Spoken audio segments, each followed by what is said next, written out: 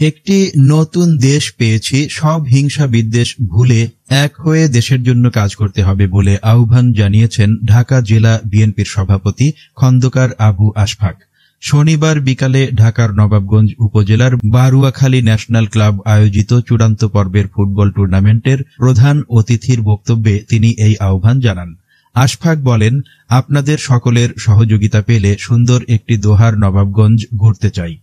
আর যেন কোনো হানাহানি, আর যেন কোনো অনির্বাচিত সরকার এই দেশে না হয়, সেজন্য আপনাদের সজাগ দৃষ্টি রাখতে হবে।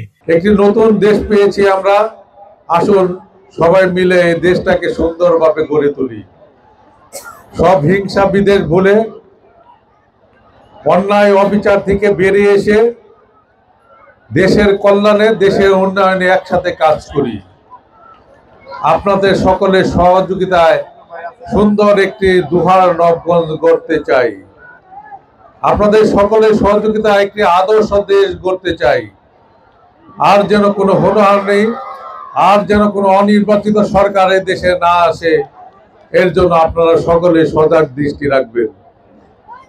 এই ধরনের অনুষ্ঠান আমরা যেন যুগে যুগে উপভোগ করতে পারি। আমরা চলে যাব, আমাদের পরবর্তী প্রজন্মরা উপভোগ করবে।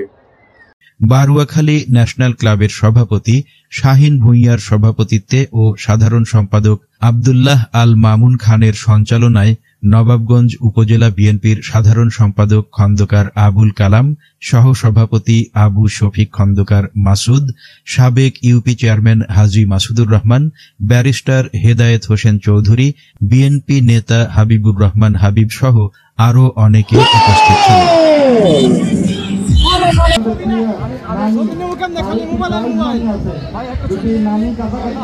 আমরা দেখতে পাচ্ছি